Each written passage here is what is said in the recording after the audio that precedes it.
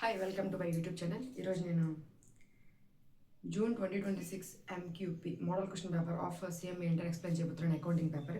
అందులో నుంచి first MCQ వచ్చేసి dash concepts assume that infinite of an organisation can be split into smaller periods. Accounting period, entity concept, going concern, money measurement. Answer is accounting concept. Entity concept అంటే business is different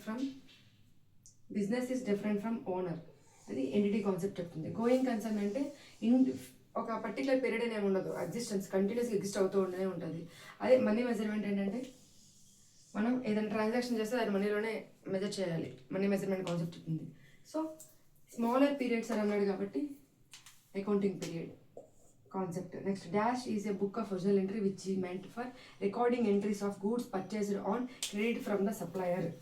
first recording returns of goods purchased మనం purchase చేసిన గూడ్స్ని return చేసినప్పుడు ఏ బుక్లో నువ్వు entry చేస్తావని అడుగుతున్నాడు.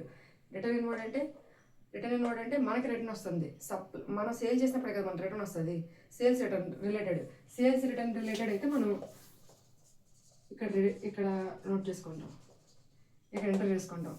Purchase book అంటే జస్ట్ పర్చేసెస్ కోసం రాసుకునేది. రిటర్న్ అవుట్వర్డ్ బయటకు వెళ్తుంది. మనం పర్చేస్ చేసినప్పుడే కదా మనం వద్దనుకుంటే బయటికి వెళ్ళేది.